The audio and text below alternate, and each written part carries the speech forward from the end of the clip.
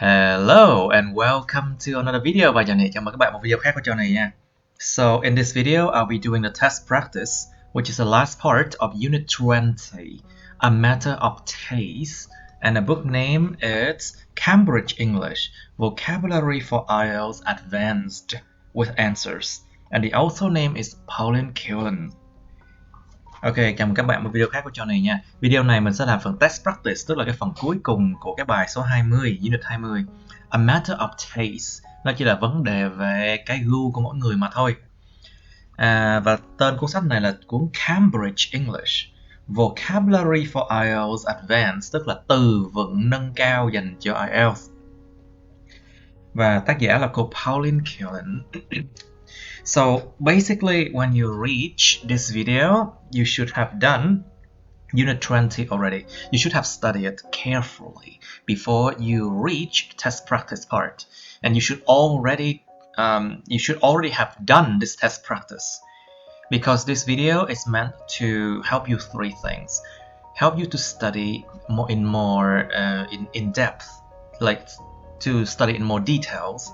So it will help you to practice your pronunciation better, to translate for my Vietnamese audience, and also in easier English, so you can understand the context better. And also the third one is I will explain the answers why the way they are like this and that. Trước khi xem cái video này thì đương nhiên các bạn đã phải làm cái bài số 20, học cái bài 20 kỹ rồi, và các bạn cũng đã phải làm cái phần test practice này rồi nha. Tại vì cái video này, cái test practice video này nó chỉ giúp cho các bạn làm được 3 thứ. Thứ nhất là học từ vựng theo ngữ cảnh một cách dễ dàng hơn. Mình sẽ giải thích bằng tiếng Anh đơn giản hơn hoặc là tiếng Việt. Thứ nhì là mình bắt bạn phát âm, luyện phát âm theo mình. Và thứ ba đó là mình giải thích câu trả lời câu hỏi. So basically, let's start now. Reading. Modern art shows its age. Cái nghệ thuật hiện đại nó thể hiện ra cái sự già nua của nó rồi. Show its age means like you have shown that you are old already. Okay, do it carefully. Repeat after me. Lặp lạiให้mình nè. In the Oscar Wilde novel, The Picture of Dorian Gray, a man remains forever young, while his painted portrait acquires the blemishes of his increasingly sinful life. So when I say his painted portraits acquires the blemishes of his increasingly sinful life, it means that the character Dorian Gray did a lot of bad things. And that bad thing will cause a bad reputation on his image. Đó. Trong cái tác phẩm tiểu thuyết của Oscar Wilde là bức hình của Dorian Gray, cái người đàn ông này, người ta cứ trẻ hoài luôn, trẻ mãi luôn. Trong khi là những cái bức họa mà được vẽ ra của anh này, nó có được những cái vết nhơ của cái đời sống ngày càng trụy lạc, ngày càng đầy tội lỗi của anh ta. The story exactly reverses our expectation that while life is a process of constant change and decay, the masterpieces of art will endure. Và cái câu chuyện nó chính xác, nó ngược lại với lại cái mong đợi của chúng ta, kỳ vọng của chúng ta, rằng là trong khi cuộc sống nó là cái quá trình của sự thay đổi liên tục và cái sự mất dần, cái sự mà tan rã ra, decay means you are dying. Thì những cái tác phẩm tuyệt tác, the masterpieces of art, những cái tuyệt tác về nghệ thuật, nó sẽ endure, nó sẽ vững bền. Something will endure means like it will last almost forever. Nó sẽ tồn tại mãi mãi.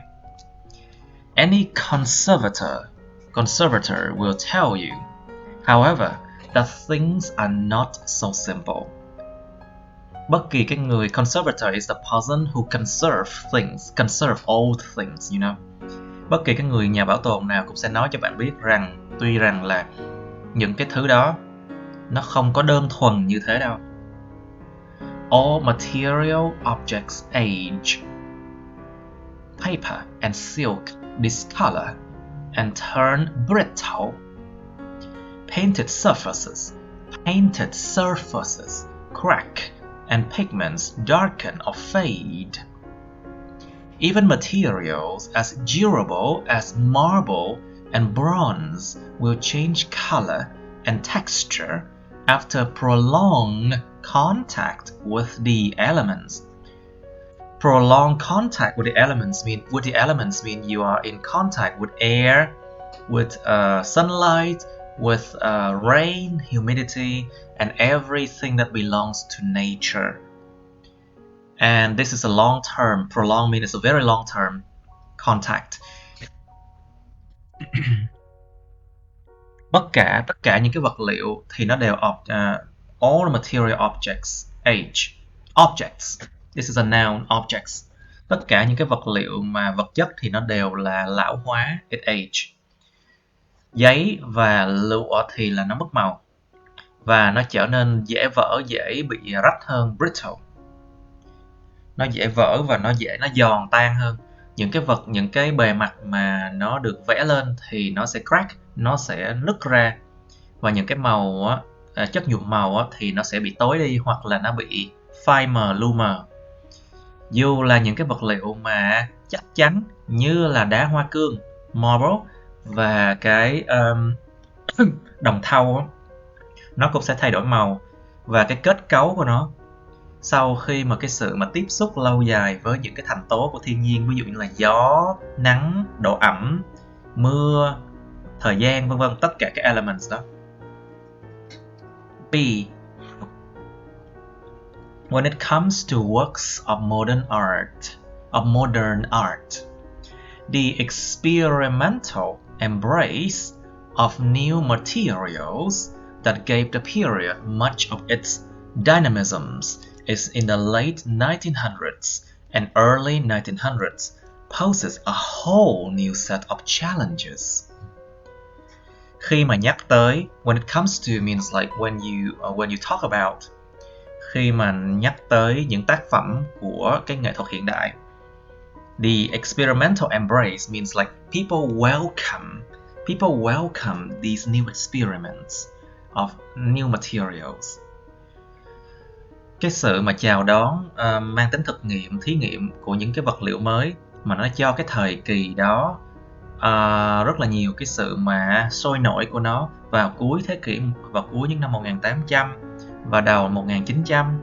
Nó đã đưa ra nguyên một cái đống những cái thách thức mới, like a whole new set of challenges, means like a lot more challenges. These are the challenges, you know. Cái these là cái challenges nè. These are not only technical but conceptual. Since the use. Remember, the use is a noun, but the verb is use with a Z sound. But a noun will be an S sound. Use. The use. Since the use of the new materials, many of them never meant to last. Many of them never meant to last means like people never expect these material to last forever, you know. Nhiều cái vật liệu. Tuy nhiên những cái thách thức đó thì nó không chỉ là về mặt technical, là về mặt kỹ thuật, nhưng mà nó về mang tính khái niệm nữa. Từ khi cái sự sử dụng của những vật liệu mới này, mà những cái vật liệu này, nhiều cái vật liệu đó nó không có hề là người ta không mong đợi là nó sẽ tồn tại mãi mãi đâu. Often went hand in hand with a disdain for the traditional notion of the artwork as a precious artifact and embodiment of eternal values. So disdain here, disdain means reject or turn down. Reject or turn down. Notion means idea. Embodiment, basically hiện thân. Embodiment means like it's a symbol of something. A symbol of something. Những cái thách thức đó nó không chỉ là về mặt kỹ thuật đâu, mà nó về mặt khái niệm nữa. Từ khi mà cái sự sử dụng của nhiều cái vật liệu mới mà người ta lại không có mong đợi những cái vật liệu đó nó sẽ tồn tại mãi mãi, thì nó thường là nó đi đồng hành, hand in hand means you go together. Nó đi đồng hành với một cái sự mà từ chối, chối bỏ của công chúng cho những cái ý tưởng mà truyền thống về tác phẩm nghệ thuật, như là những cái di vật quý giá và cái hiện thân của những giá trị mà vĩnh cửu, vĩnh hằng.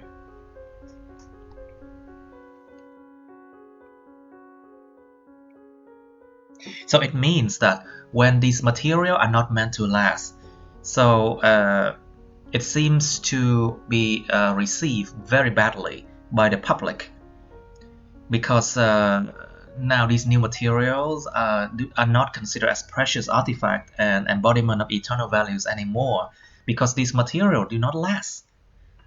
Bởi vì những cái vật liệu nó không có last, nó không có tồn tại mãi, cho nên nó sẽ bị ta từ chối, chối bỏ.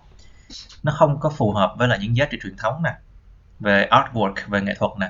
Tại vì sao? Những vật liệu không có tồn tại mãi mãi thì nó sẽ không thể nào là hiện thân của những cái giá trị vĩnh cửu được, và cũng không thể nào hiện thân của những cái di vật quý giá được.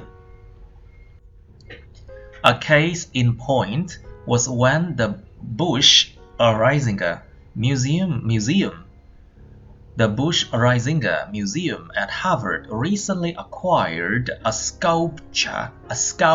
sculpture made of dirt by the German artist Dieter Roth, 1998. A case in point here means like a case in question, a case that is we're talking about.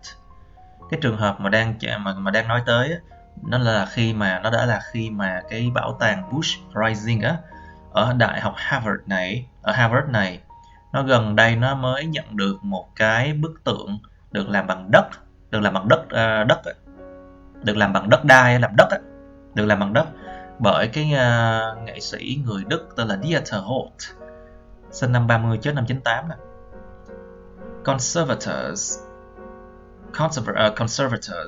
had to face the fact that their mission to preserve for future generations the culture of the moment would have to yield to accommodate materials chosen precisely because of their propensity to decay. So propensity means tendency. To decay means to die out. So conservators now have to face the fact that their material will die eventually. The material will disappear or decay eventually. And they would have to make do, they would have to accept the fact that this material will eventually decay. Cho nên là cái chỗ này ý là những cái người mà bảo tồn nó phải đối diện một sự thật hiển nhiên rằng cái nhiệm vụ để mà bảo tồn những cái nền văn hóa của hiện tại cho những thế hệ về sau, nó cũng phải là yield, tức là ở chỗ này nó phải chấp nhận, nó phải đồng ý để mà nó accommodate, nó phải đồng ý với lại cái chuyện mà những cái vật liệu được lựa chọn á một cách chính xác. Bởi vì sao? Nó có cái xu hướng là nó sẽ decay, nó sẽ mất dần. So basically these materials were chosen precisely because of this reason, because they will decay. The artist knows that this material will decay and change. That is the reason why they choose it. Những cái người nghệ sĩ họ biết chắc chắn là những vật liệu này nó sẽ decay, nó sẽ chết dần, nó sẽ bị biến đổi theo thời gian. Và đó cũng chính là lý do tại sao họ lại lựa chọn cái vật liệu này. Nhưng mà những cái nhà bảo tồn cũng phải chấp nhận cái sự thật này. But of course, conservators will have to accept that truth, that artists choose these decaying materials because they want them to change. Our natural inclination is to preserve objects. Explained Henry Lai, head of the Strauss Center for Conservation at Harvard. But also to honor the artist's feelings of how they should change over time. So inclination here is like incline means you leaning towards something, or you can say tendency.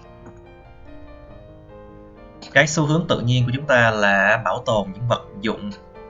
Henry Lloyd đã giải thích. Người này là trưởng của cái trung tâm về bảo tồn tên là Strauss ở Harvard. Nhưng mà cũng là làm sao? Nhưng mà là cũng honor là danh dự, nhưng mà động từ to honor. To honor, a verb here means like to appreciate, to respect. Nhưng mà cũng để là bảo tồn, để mà tôn trọng, trân trọng cái cảm xúc của người nghệ sĩ về cái cách mà họ muốn,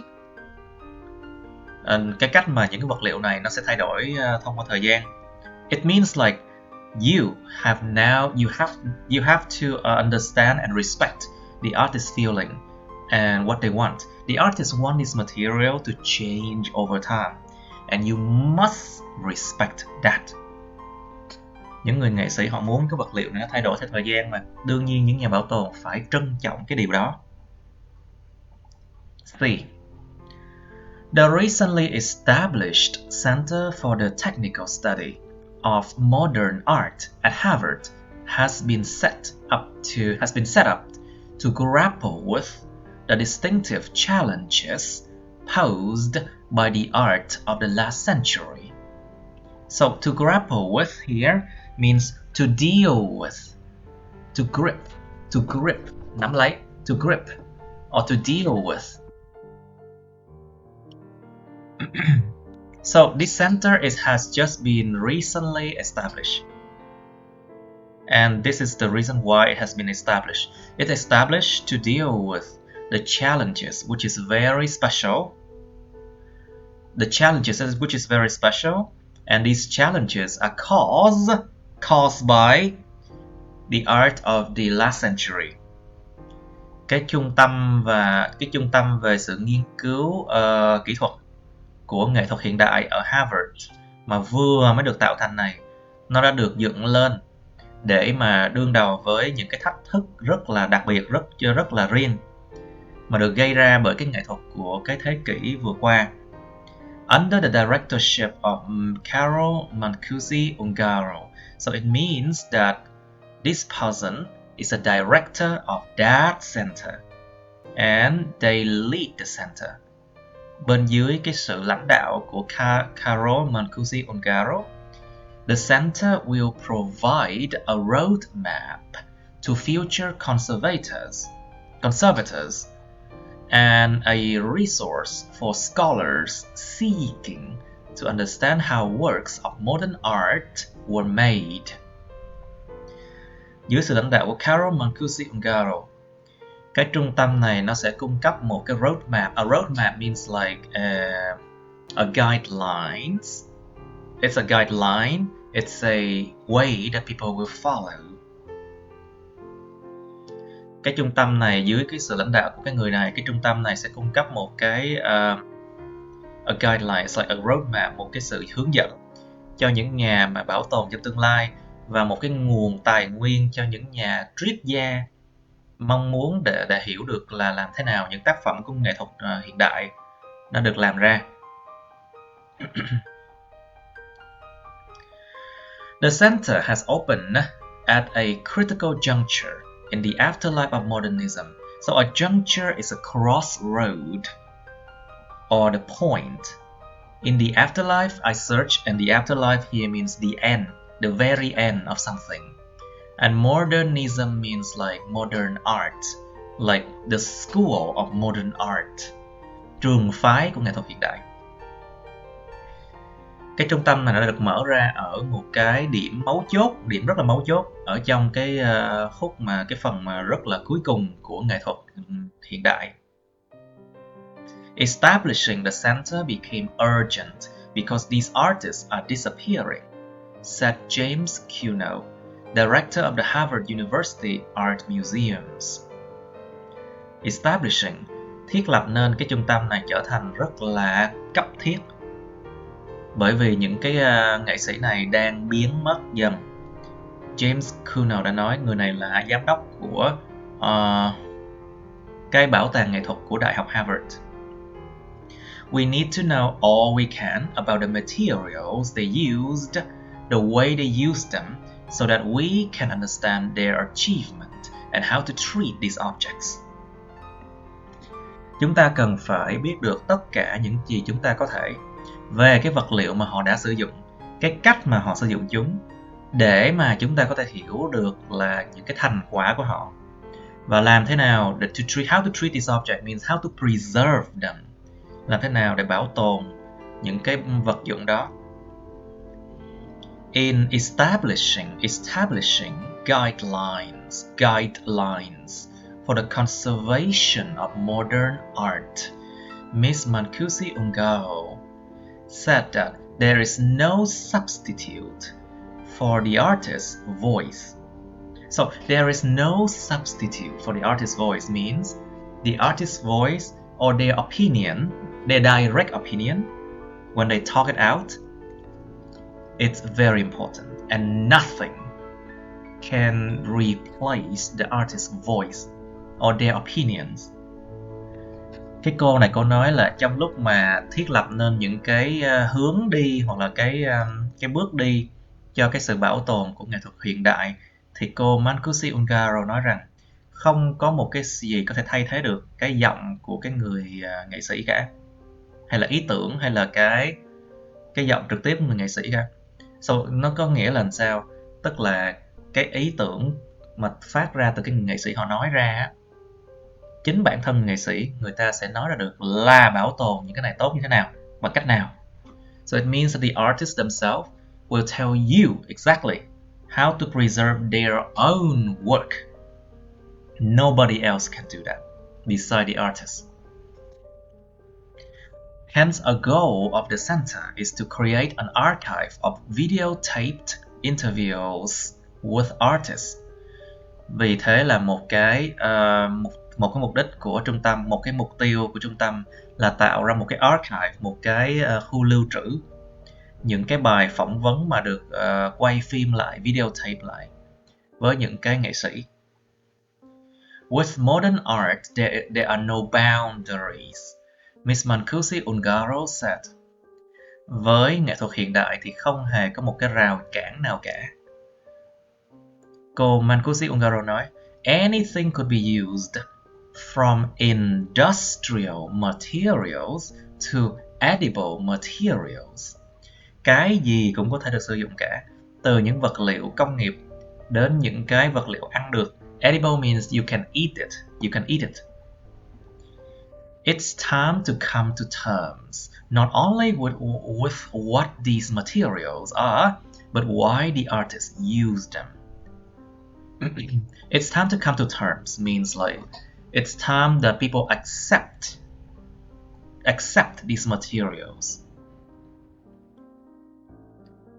Đã đến lúc để mà come to terms, đã đến lúc để mà chấp nhận, để mà gọi là xuống nước chấp nhận không chỉ là những cái vật liệu đó là cái gì, mà là tại sao cái người nghệ sĩ đã sử dụng chúng. D.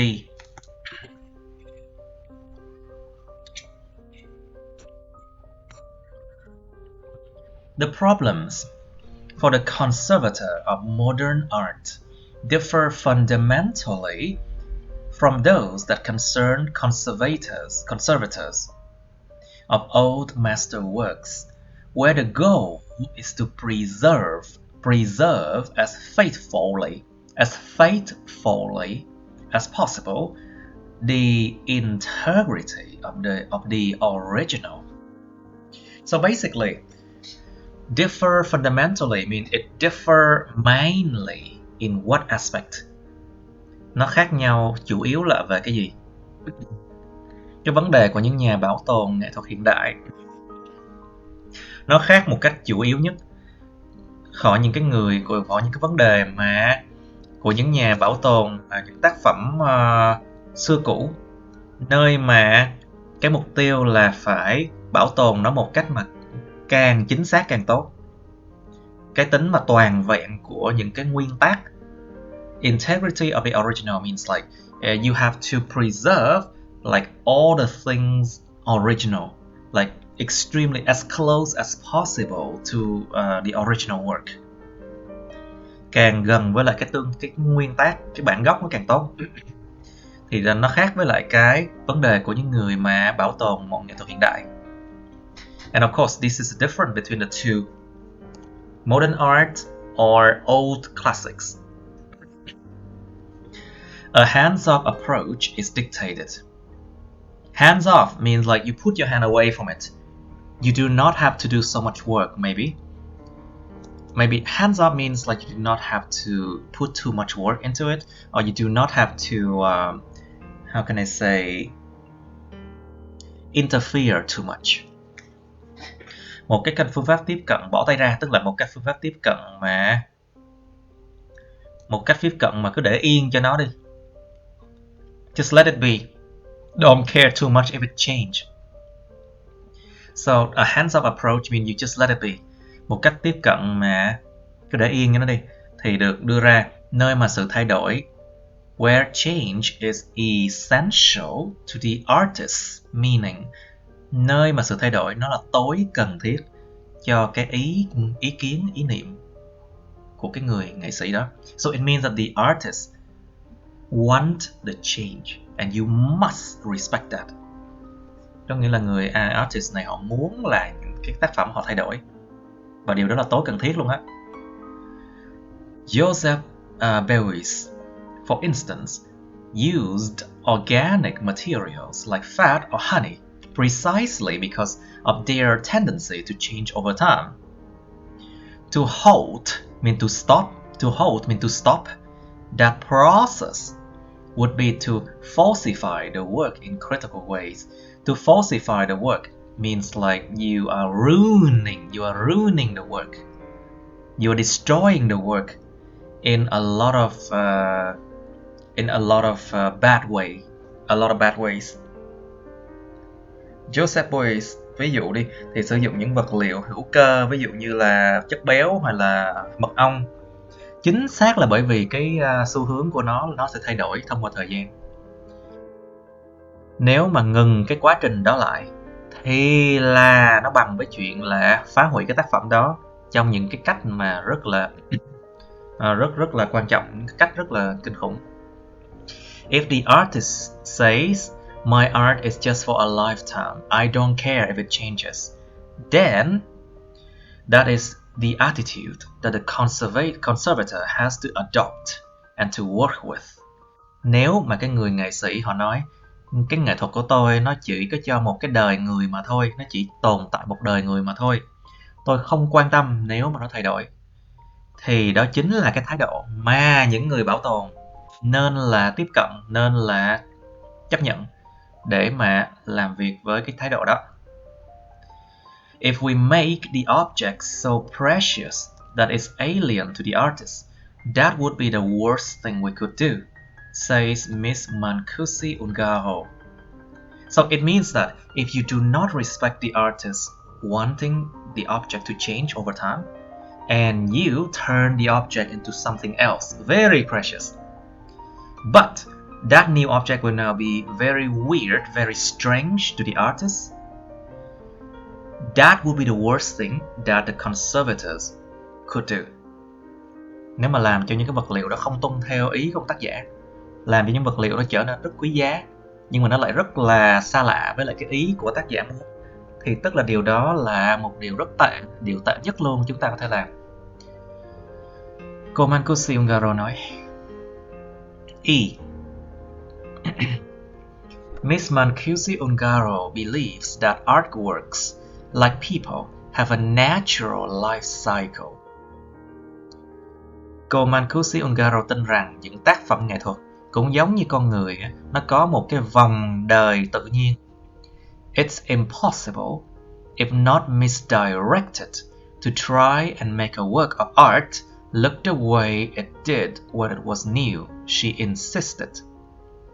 Cô ta mới khăng khăng nói một điều rằng là gần như không thể, nếu không muốn nói là đi sai hướng, đi chệch hướng, để mà thử và tạo mà làm cho cái tác phẩm nghệ thuật nhìn y chang như là nó khi mà nó còn mới vậy đó.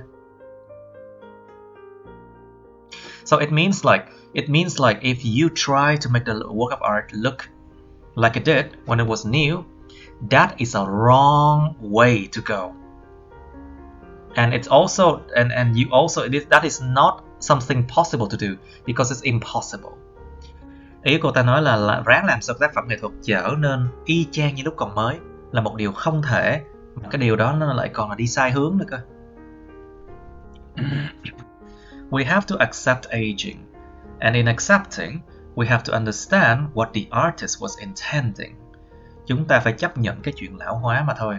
Và về cái chuyện mà khi mà chấp nhận thì chúng ta phải hiểu được những cái điều mà người nghệ sĩ đó đã dự tính cho cái tác phẩm đó. So intending here was intending for the artwork. So what the artist wants, what they wanted the artwork to be. Phải hiểu được là cái điều gì cái người nghệ sĩ này dự tính cho cái tác phẩm đó và muốn cái tác phẩm đó như thế nào. She recalled seeing a work by Robert Rauschenberg that had been damaged and then meticulously restored. Meticulous means like you are extremely careful and you take a lot of time to do something. Cô ta nhớ lại cái chuyện nhìn thấy một tác phẩm bởi Robert Rauschenberg mà nó đã bị thiệt hại và sau đó là nó được restore, nó được gọi là hồi phục lại một cách mà rất là tỉ mỉ luôn á. This was an example where a conservator came in and with the best of intentions and the best of skills restored something in a way that made it stand out as being not by Rauschenberg. So basically this is a sample when conservator came in means like this is where the conservator will do his or her work the best. Đây là một cái ví dụ nơi mà một cái người bảo tồn sẽ đi vào, tức là đây là cái việc mà cái người bảo tồn sẽ làm tốt nhất. Và với những cái dự định tốt nhất và những kỹ năng tốt nhất, họ mới tái tạo lại được một cái gì đó theo một cái cách mà nó làm cho nó khác biệt. Cũng như là cái chuyện mà nó không phải là tác phẩm của Rauschenberg vậy đó. So it means like if this conservator came in and with their skill and intention they can make something perfect. However, it looks definitely not the same as by the original author of Rauschenberg. Cố gắng làm cho nó trên tốt nhất nhưng mà thực sự cuối cùng nó lại ra một cái kết quả rất khác với lại cái tác giả mong muốn. Không có giống tác giả chút nào. F.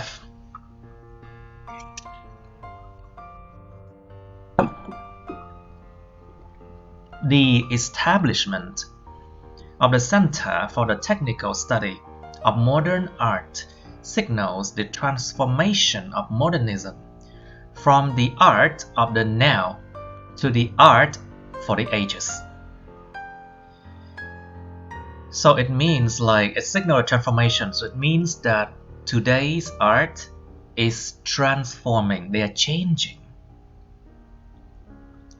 To the art for the ages mean like today's art is changing to be the art that will last, like that will be the art for many years to come. Cái sự thiết lập của cái trung tâm về nghiên cứu kỹ thuật của nghệ thuật hiện đại nó đánh dấu cái sự đổi mới, cái sự thay hình đổi dạng transformation của cái nghệ thuật hiện đại, từ cái nghệ thuật của ngày nay thành là cái nghệ thuật cho những cái niên đại. That X-ray, ultraviolet and infrared photography and chemical analysis tools used to probe works centuries old are now being employed on a more recent art confirms that modernism has entered history. So to probe works means to examine, to investigate.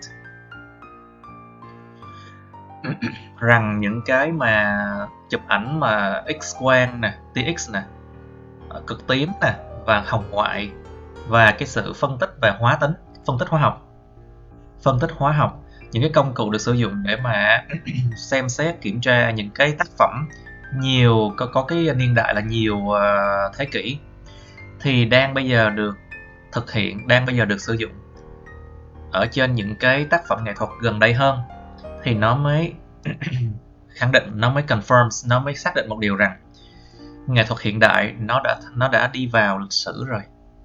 Had entered history, which means modernism has aged. It has entered history, which means modernism is old already. Nó tham gia đi vào lịch sử, tức là cái nghệ thuật hiện đại này nó đã cũ rồi, cổ rồi.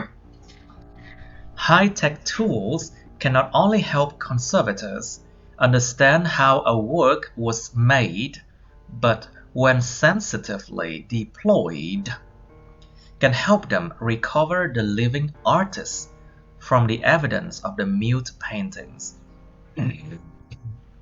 So when sensitively deployed means when you use it with a lot of intention, with a lot of care, and you have something in your mind, you intend to do something.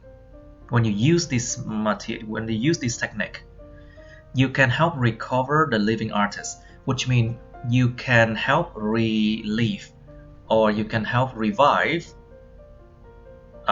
what the artist wants from the painting that doesn't talk. Of course, the painting doesn't talk. It's just there.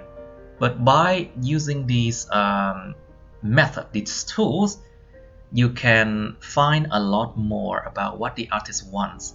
Why, where, why the artist use this material. Why? A lot of things, you know. Bằng cách sử dụng những cái công cụ mà có bằng cách sử dụng những công cụ mà kỹ thuật cao thế này, nó không chỉ giúp những nhà bảo tồn hiểu được là một cái tác phẩm được làm như thế nào, mà khi mà được sử dụng một cách rất là không phải nhạy cảm đâu, chỗ này có nghĩa là sử dụng một cách có chủ ý, có mục đích đàng hoàng khi sử dụng nó và sử dụng đúng chỗ. Sensitively deployed, like it means like you use it in the right place and time, at the right place at the right time, at the right intention. Khi được sử dụng một cách mà đúng chỗ, đúng nơi, đúng thời điểm, có thể giúp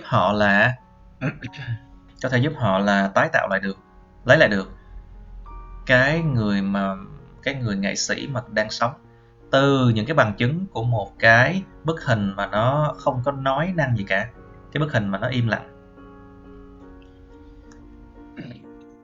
G. Such an approach is much in evidence in the exhibition Mondrian, the transatlantic paintings on view at the Busch-Reisinger Museum until July 22nd. Một cái cách tiếp cận như vậy, is much in evidence means like it means that they used that approach in the exhibition Mondrian, and it shows that it works evidently. Một cái phương pháp tiếp cận như vậy và nó được sử dụng trong cái triển lãm Mondrian này nè, và nó được minh chứng là nó đúng, và nó cho ra rất nhiều thông tin ở trong cái triển lãm này. Cái gọi là xuyên đại Tây Dương, những cái bức tranh vẽ xuyên đại Tây Dương được on view means you are putting them on display. You put them on display.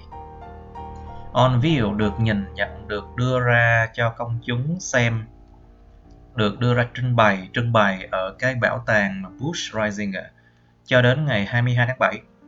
The paintings there begun by Piet Mondrian, 1872, died in 1944 in Europe, and completed in New York, were scrutinized using the latest scientific techniques. Latest scientific techniques. Scrutinize means, you know, very heavily examined, was carefully investigated. Những cái bức hình, những cái bức mà vẽ này nó được làm ra bởi Piet Mondrian, sinh 1872, mất năm 1944 ở châu Âu, và sau đó được hoàn thành ở New York. Thì nó đã được nghiên cứu, xem xét rất cẩn thận sử dụng những cái kỹ thuật về khoa học mà mới nhất, những kỹ thuật khoa học mới nhất. In this case, technical analysis revealed something unexpected in the character of the notably reserved Mondrian. Trong cái trường hợp này, cái sự mà phân tích kỹ thuật nó đã vén màn, review vén màn tức là nó đã mở ra một điều rằng, nó mở ra một cái điều mà người ta không mong chờ, không mong đợi trước trong cái tính cách của một cái người tên là Mondrian mà khá là rụt rè này, người ta rụt rè mà nổi tiếng luôn á, rụt rè mà được nhận thấy rõ ràng luôn á. So it means that by using these technical using these technical analysis, you know that Mondrian is very reserved, but now you found something new that you do not expect them before. You found something new, tức là tìm một cái gì đó mới mà không mong chờ trước. What really surprised me, curator Ron Sprunk recalled, was the vigor and the incredible energy, how laborious these reworkings were, and to what length Mondrian went to attain these paintings. Serenely abstract works. So, curator is basically just the manager of the museum. Curator là chỉ là cái người mà quản lý của cái bảo tàng thôi. Cái điều thực sự làm tôi ngạc nhiên á, ông Ron Sprung, người quản lý bảo tàng, đã nhớ lại là cái sự mà vigor. Vigor means like very strong, you know. The strength đã là cái sự sức mạnh và cái năng lượng rất là tuyệt diệu. Những cái sự reworking là những cái sự mà xem xét phân tích lại nó đã tốn năng lượng, tốn sức lao động như thế nào. How laborious these reworkings were means like it's extremely laborious. It takes a lot of time and effort to rework these paintings. And to what length Mondrian went to attain these paintings, serene abstract works, means like how far Mondrian had go to create these abstract work that is so serene.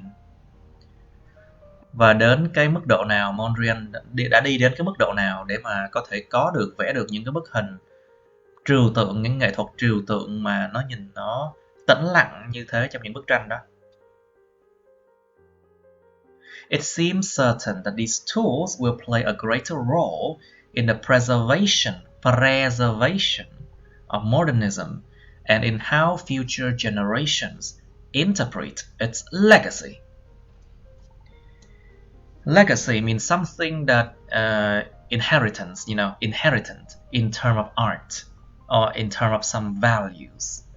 Legacy là những cái di sản để lại, kế thừa tức là nó bằng chữ inheritance các bạn. Nó dường như chắc chắn rằng những cái công cụ này sẽ đóng một cái vai trò quan trọng hơn trong chuyện mà bảo tồn cái nghệ thuật hiện đại và về cái cách mà những thế hệ tương lai sẽ diễn giải những cái di sản này. So it will interpret its legacy means like how the future generation will understand about these old works of art. Okay, I think I'll take a break now. Okay, and now I'll be doing the questions and the answers. Nào, bây giờ chúng ta qua làm cái câu hỏi và câu trả lời nha. The reading passage has 7 paragraphs A to G. Đoạn này nó có 7 cái paragraph A to G. Which paragraph contain the following information? So of course, you have to write the correct letter A to G next to question 1 to 8. And for this kind of question, of course, you have to read the whole thing, and you have to find the information, or where can you find this information on which paragraph. So you cannot just use tricks and tips in here. There's no way you can do that on these kind of questions. Những cái câu mà nó kêu là mình cái đoạn nào chứa thông tin gì thì các bạn bắt buộc phải đọc tất cả mọi thứ rồi mới có thể điền được nha, không có cái mánh mẹo gì cả trong cái chuyện này cả, cứ đọc hết rồi điền là mới được thôi. So you may use any letter more than once, so it means like there might be 2D or 3F, who knows, có thể nhiều hơn một ký tự một nhiều hơn một lần. So number one, two examples of living materials that one modern artist used. Hai cái ví dụ về cái vật chất sống mà một cái người họa sĩ hiện đại hoặc là nghệ sĩ hiện đại đã sử dụng. So basically you can find them in paragraph D. Paragraph D here. Joseph Bailey, for example, used organic materials like fat or honey precisely because of their tendency to change over time. So basically, organic materials is the same as living materials. Cái đồ mà hữu cơ tức là cái đồ mà nó living materials that one modern artist uses is of course fat and honey. So here you can find them in D. So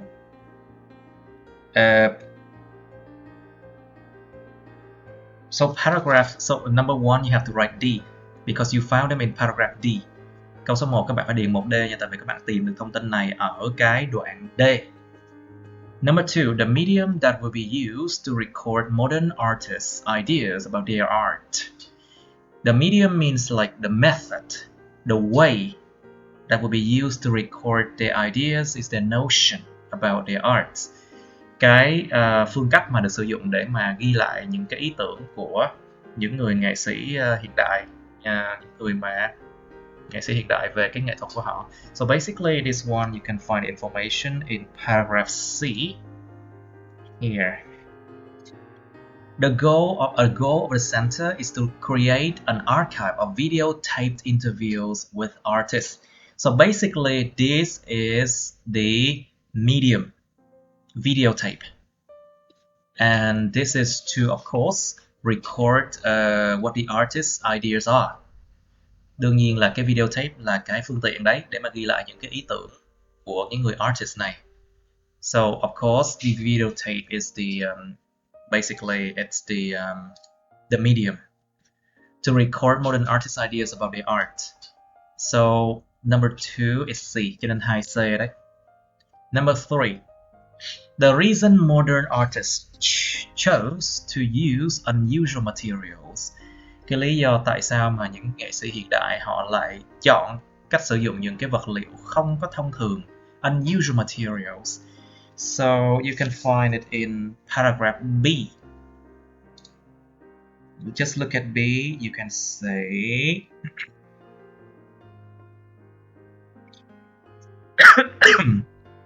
this is the reason. To accommodate material chosen precisely because of their propensity to decay. So it means like the reason why they choose unusual material, it's because of their propensity to decay. So they have a tendency to break down and change through time. So this is the reason why the artist chose weird materials, you know, strange materials. Cái chỗ này nó nói là cái lý do tại sao những người nghệ sĩ hiện đại lại sử dụng những cái vật liệu lạ thường là tại vì sao? Bởi vì cái xu hướng của nó là nó sẽ bị mục ruỗng, nó sẽ bị mục ra, nó sẽ bị hư ra, nó sẽ bị tan rã ra, bị thay đổi ra. So this is the reason you can find there. So 3B, 3B. Number 4, a mention of an unexpected discovery made when a series of painting was analyzed. Nó có nhắc đến một cái sự phát hiện không mong đợi từ trước khi mà một cái chuỗi những cái bức tranh đã được phân tích. So number 4 is G. Just look at G, you can see here. What really surprised me, curator Ron Sprunk recalled, was the vigor and the incredible energy, how laborious these reworkings were, and to what length Mondrian went to attain these paintings' serenely abstract works. So basically, what surprised them, it's unexpected. What is unexpected for them is like it's so laborious. And what length Mondrian went to attain these paintings. So these two are basically unexpected discovery.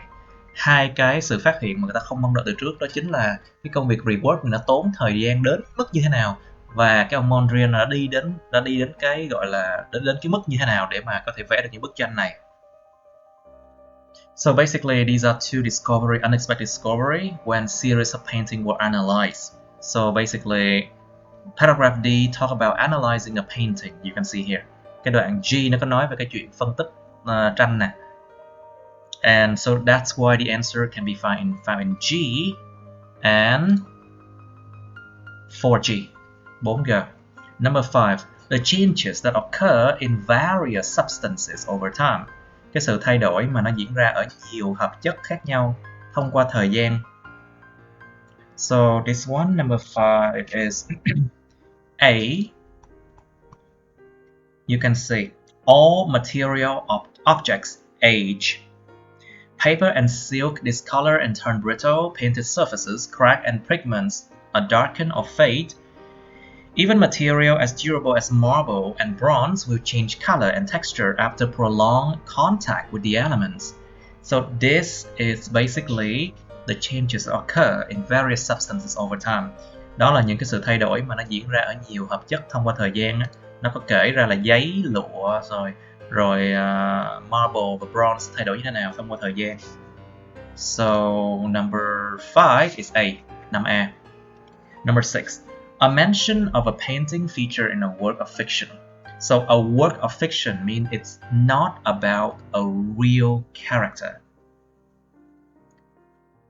Nó nhắc đến một cái tranh vẽ, nói về một cái tác phẩm giả tưởng, tức là nó nói về cái người không có thật. So it talk about unreal person. So if you look at paragraph A again, you can see in the Oscar Wilde's novel, The Picture of Dorian Gray, a man remains forever young, while his painted portrait acquires blemishes of his increasingly sinful life. So of course, a man remains forever young means, of course, nobody remains forever young. So that's why Dorian Gray is a fictional character.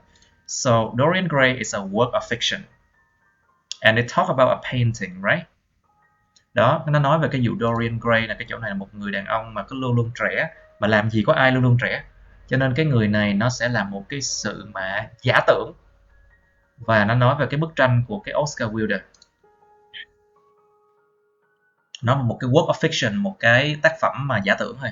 So number 6 is A, 6A. Number 7.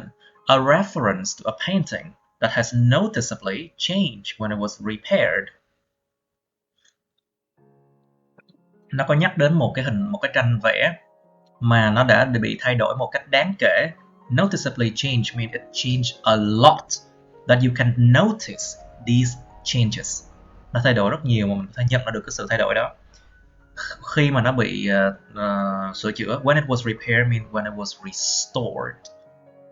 So if you look at where is it? Paragraph G, no, not G. Paragraph E.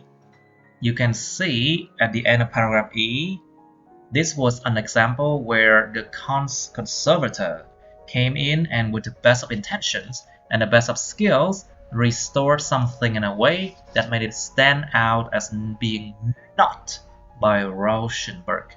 Not by Rauschenberg. Stand out as being not by Rauschenberg means like when it was changed, it changed noticeably when it was repaired, and that was a painting that was mentioned. So đó, cái số 7 nó nói về một cái tác phẩm mà sau khi được restore, sau khi được repair đó, nó nhìn khác hẳn với lại cái ban đầu luôn, không có giống cái gì so với Rauschenberg cả. Cho nên chỗ này là câu số 7 nè, nó nhắc đến một cái painting mà được thay đổi đáng kể khi mà nó đã được repaired, khi được biến đổi, sửa đổi. So number 7 is E, 7E. Number 8. A contrast between the restoration of modern art and more traditional works of art. So a contrast, right? So it means a difference. sự khác biệt giữa cái sự mà restoration means like repair, giữa cái sự khác biệt giữa sự mà tái tạo lại của cái nghệ thuật hiện đại và những cái tác phẩm nghệ thuật truyền thống hơn. So if you look at paragraph B, các bạn nhìn đoạn D đi. The problems for the conservator of modern art differ fundamentally from those that concern conservators of old masterworks, where the goal is to preserve as faithfully as possible the integrity of the original. A hands-off approach is dictated, where change is essential to the artist's meaning. So basically, it contrasts between the two schools of thought here. Nó trái ngược giữa hai cái trường phái suy nghĩ như thế này. Like the first thing is traditional one will try to preserve as close to the original as possible. However, the modern one will try to accept that change is essential. Đó, nó có hai cái sự khác biệt giữa hai trường phái suy nghĩ. Một bên thì truyền thống là muốn giữ nguyên y chang cho đúng y chang như là cái nguyên mẫu, còn cái bên mà hiện đại thì lại chấp nhận thay đổi chứ cho nó thay đổi đi. So D, of course, this is a contrast between the two, restoration of modern art and traditional work of art. So 8D, cho nên câu 8D đó các bạn.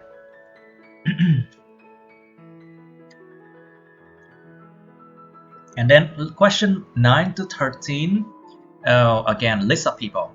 Cái danh sách người nào nói điều gì nè. Who said what? Match. Okay, look at the following statement and the list of people below. Nhìn vào cái danh sách những cái người và cái câu dưới đây. Match each statement with the correct person, A, B, C, or D. So of course, there could be more than, one letter could appear twice or maybe 3 times, who knows. Một ký tự nó có thể xuất hiện là hơn một lần đó nha. So, number 9. Who said this? Henry Lai, James Cuno, Miss Mancusi Ungaro, or Ron Spronk? Number 9. Even food might be used as material for creating modern art. Dù là lương thực cũng có thể được sử dụng như vật chất để mà tạo ra cái nghệ thuật hiện đại. So, if you look at the end of paragraph C, you can see anything, Miss Makusi Ungaro said, anything could be used from industrial material to edible material. Edible materials mean you can eat it. So it's food, right? Những vật chất mà ăn được nè, để sử dụng nè. Tức là nó là đồ ăn chứ còn gì nè. So, number 9 is Mancusi Ungaro. C. Chính C. 9C. Number 10. There was a real need for a research center for modern art. Đã có một cái nhu cầu thực sự cho một cái trung tâm nghiên cứu về nghệ thuật hiện đại.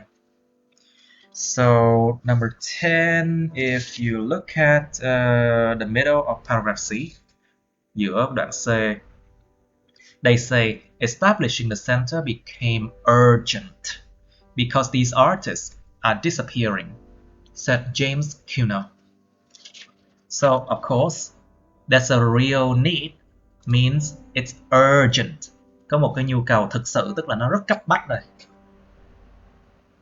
And for the research center, because here, okay, of course, James Cuno said that the research center is very urgent, so there's a real need to make it. Ông này ông có nói là có một cái nhu cầu để tạo ra nó, thì tại vì nó cái chuyện mà thiết lập cái trung tâm này nó trở nên rất là thiết yếu, nó rất là cần thiết luôn. Thì James Cuno nói điều này nè, rất là cấp bách nè. So James Cuno said this. 10B, 10B. 11.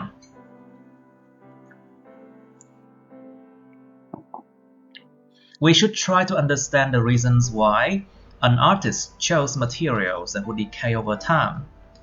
Chúng ta cần phải ráng hiểu được cái lý do tại sao một cái người nghệ sĩ hoặc là một cái người họa sĩ chọn cái vật liệu mà nó sẽ bị phân hủy theo thời gian. So who said this? If you look at the beginning of paragraph B here, đoạn đầu của đoạn B nó nói cái gì đây? No, not B. It's the end of paragraph C. cuối paragraph C này. It's time to come to terms not only with what these materials are, but why the artist used them. And of course, Ungaro said this. To come to terms means like try to understand the reason why. Try to understand why artists use them means why artists chose material that would decay over time. Đó, cái chỗ 11 nó ghi là ráng hiểu, tức là come to terms nè. Tại sao những người họa sĩ sử dụng chúng, tức là tại sao những người họa sĩ lại chọn những cái vật liệu mà nó sẽ bị tiêu hủy thông qua thời gian này. And Ungaro said this, right? You can see here. Cái Mancusi Ungaro said this. Cho nên là câu số 11 là C. So number 11 is C because Ungaro said this, of course. 11C. 12. We instinctively want to protect all works of art. Instinctively means like we are born with it. We naturally want to do that. Chúng ta tự nhiên là bản chất là chúng ta đã muốn làm điều đó rồi. Một cách mà giống như là bản năng luôn rồi.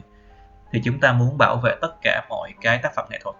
So it means that we naturally want to protect all of the works of art. Who said this?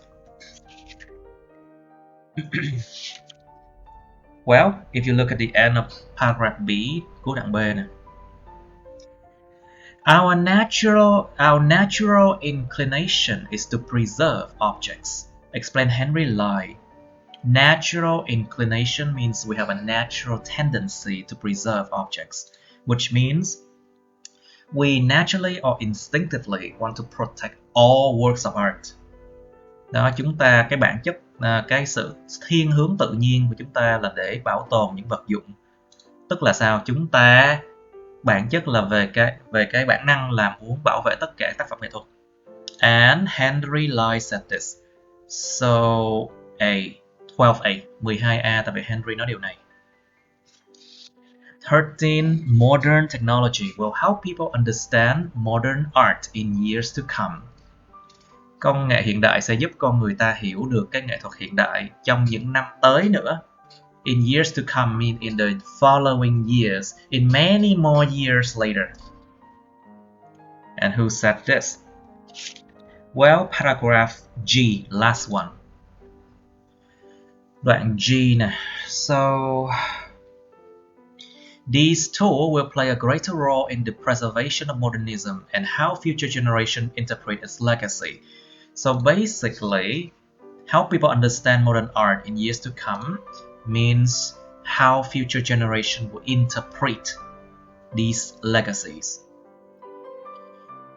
Giúp con người ta hiểu được những cái nghệ thuật hiện đại, tức là cách nào mà những thế hệ tương lai có thể diễn giải được những cái di sản kế thừa được. Tức là hiểu được á, tức là diễn giải được là hiểu được. Interpret, if they are able to interpret, it means that they understand it. There you go. So who said this?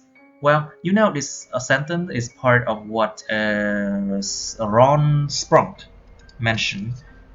So cái câu này là một phần của Ron Sprong nó nói nè.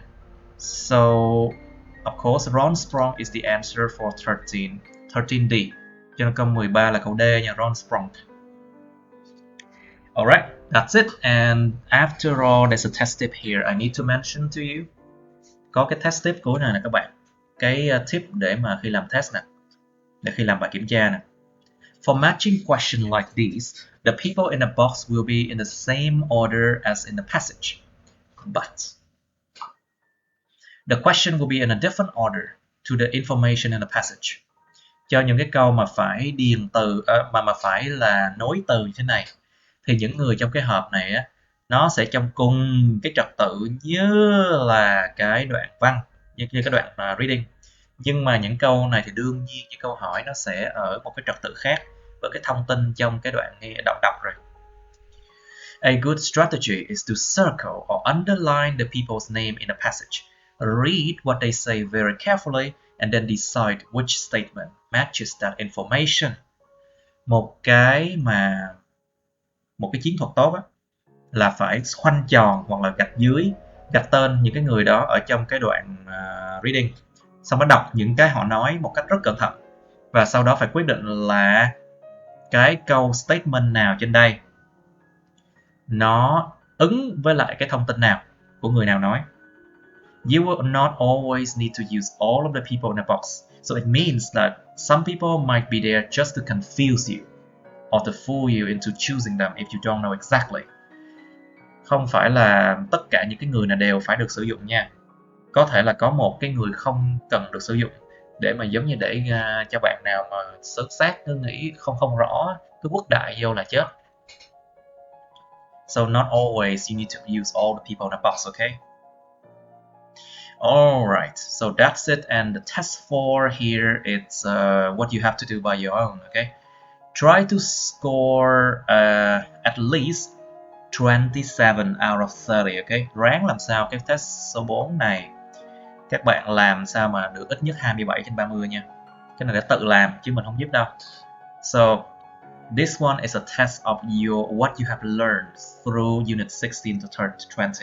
You have to be able to score well, okay? If you don't, if you got it wrong, then check the answer. It also tells you like which unit you can recheck, and you need to relearn that topic, okay? Chỗ nào mà sai á thì mấy bạn phải coi lại cái unit mà cái câu sai nó nằm ở đó nha. Okay, and that's it. Alright, I think this is the last test practice video because after this one there's no more test practice in this book, so this is the last one. Cái video này là cái video test practice cuối cùng luôn của cái chuỗi mà vocab advanced cho mọi người, tại vì sau này là không còn mấy bài học sau này, không còn test practice nữa. Alright, so thank you so much for watching. Please like, share this video with your friends, subscribe to my YouTube channel and press on the bell button next to the subscribe button so you get notified about my new uploads, okay? You can also follow my Facebook, but please don't add me on Facebook as friends. Cảm ơn các bạn đã theo dõi. Các bạn hãy nhấn vào like, chia sẻ video này với bạn bè của các bạn.